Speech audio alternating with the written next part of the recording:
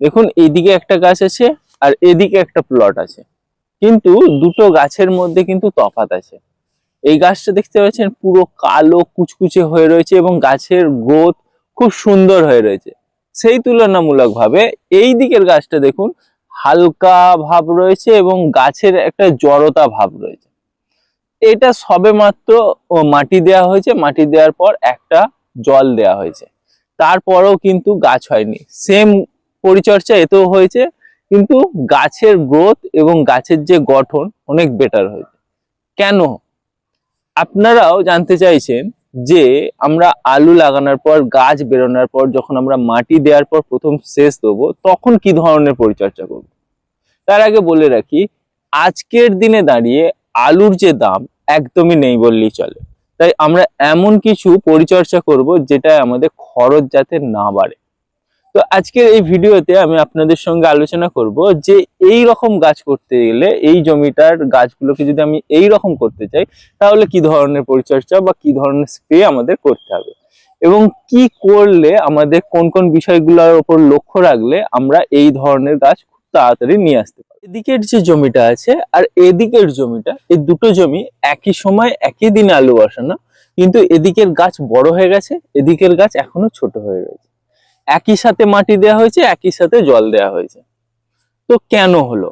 কারণ এই গাছটা যখন মাটি দেওয়ার আগে মাটিকে কুপানো হয়েছে, কুপানো হওয়ার পর যখন আমরা গাছের গোড়ায় মাটি তুলেছিলাম তখন কিন্তু এতে স্প্রে করা হয়েছিল, সেই জন্য এই গাছটা ফিরে গেছে, কিন্তু এটা স্প্রে করা হয়নি তাই ফিরেনি।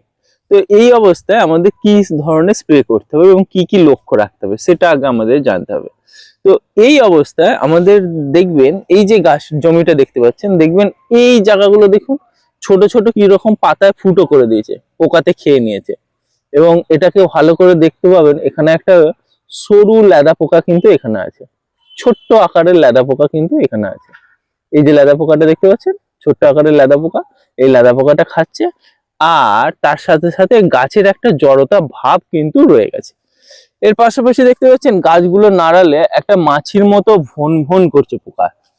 এইটা হচ্ছে সবচেয়ে খতরনাক, কারণ গাছকে বাড়তে দেয় না, তার পাশাপাশি গাছের যে বৃদ্ধি সেটা বন্ধ হয়ে যায়। আর এই যখন এই যে নাড়ালে পোকাগুলো উঠছে, এই পোকাগুলো যদি থাকে, বেশিরভাগ ক্ষেত্রে সাদামাছি বা জ্যাডিস এইগুলো দেখা যায়। তো এইগুলো যদি থাকে তখন কি হবে, এই গাছেতে কিন্তু ভাইরাস আসার চান্স ব্যাপক পরিমাণে থেকে যায়। তাহলে এই যে যে জমিতে যে সমস্যাটা, যে কারণে গাছটা উঠতে পারছে না, ঠিক এই জমির মতো হচ্ছে না, তার জন্য আপনাদের কি করতে হবে না, স্প্রে করতে হবে। এই যে সমস্যা, এখানে যে লেদা পোকাটা দেখতে পাচ্ছেন তার সঙ্গে মাছির মতো যে পোকাটা ভ্যান ভ্যান করছে এবং গাছের মধ্যে যে জড়তা আছে, এইগুলোকে কাটানোর জন্য আপনাদের স্প্রে করতে হবে। তার আগে বলে রাখি, আপনারা যদি কোনো স্প্রে মেশিন বা কোনো এই জমির যে যন্ত্রাংশ হয়, যেমন ধান ঝাড়া মেশিন, তারপরে deep irrigation system, mulching paper, এই ধরনের যদি কোনো প্রোডাক্ট পাইকারি দামে কিনতে চান তাহলে কিন্তু এই যে প্লে স্টোরে যাবেন, প্লে স্টোরে যেয়ে দেখবেন যে টুলস ভিলা বলে একটা অ্যাপস আছে। ওই অ্যাপসটা আপনারা ডাউনলোড করুন এবং ওতে মোবাইল নাম্বার দিয়ে রেজিস্টার করবেন। এই অ্যাপসটাতে সুবিধা কি জানেন? একদম এখানে এগ্রিকালচারের যত টুলস পাওয়া যায় সমস্ত মেশিনারি একদম পাইকারি রেটে পাবেন, এবং এদের ক্যাশ অন ডেলিভারি অ্যাভেলেবেল, মানে আপনার ঘরে যখন প্রোডাক্টটা আসবে তখনই আপনারা পয়সা দেবেন। এছাড়াও যদি কোনো টুলস নিয়ে আপনাদের জানতে ইচ্ছা করে তাহলে এদের হেল্পলাইন নাম্বার আছে, এখানে আপনারা ফোন করলেই সঙ্গে সঙ্গে আপনাকে সাহায্য করবে। আপনারা কি ধরনের কীটনাশক বা ছত্রাকনাশকের এই সময় স্প্রে করবেন। যেহেতু এই গাছগুলোতে লেদা পোকার মতো পোকা, তার সাথে সাথে সাদামাছি বা জ্যাডিসের মতো যে পোকাগুলো আছে, এই পোকাগুলোকে আমাদের নিয়ন্ত্রণ করতে হবে। তো এর জন্য সবচেয়ে ভালো কীটনাশক হবে প্রোপোনাফসের সাথে সাইফারমেথ্রিন গোত্রের যেসব কীটনাশকগুলো হয়, যেমন প্রোফেক্স সুপার, এটাকে আপনারা নেবেন 20 ml মতো। আর এর সাথে আপনারা বায়ার কোম্পানির অ্যান্টাকল, মানে প্রপিনেব গ্রুপের যে ছত্রাকনাশক, বায়ার কোম্পানির অ্যান্টাকল মিশিয়ে আপনারা স্প্রে করতে পারেন। অ্যান্টাকল যদি আপনার কাছে অ্যাভেলেবেল না থাকে তাহলে আপনারা সিনজেন্টা কোম্পানির ফোলিও গোল্ডকো এর সাথে মিশিয়ে আপনারা স্প্রে করতে পারেন। তাহলে কিন্তু এই যে গাছের যে জড়তা ভাব এবং তার মধ্যে যে পোকা আছে, এই দুটোই কিন্তু আপনারা দ্রুত কন্ট্রোল করতে পারবেন, এবং গাছ কয়েকদিনের মধ্যে, এই যে স্প্রেটা করবেন, স্প্রে করার পর সেচ দেওয়ার পর কিন্তু গাছ আপনার এই জমিটার মতো দ্রুত হয়ে যাবে।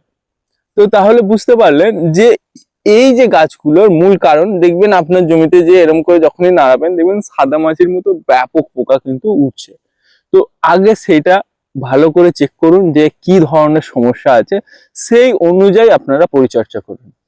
কারণ অতিরিক্ত উল্টোপাল্টা যদি আপনারা ছত্রাকনাশক বা কীটনাশকের স্প্রে করেন তাহলে আপনার আলু চাষের খরচ আলটিমেটলি বাড়বে।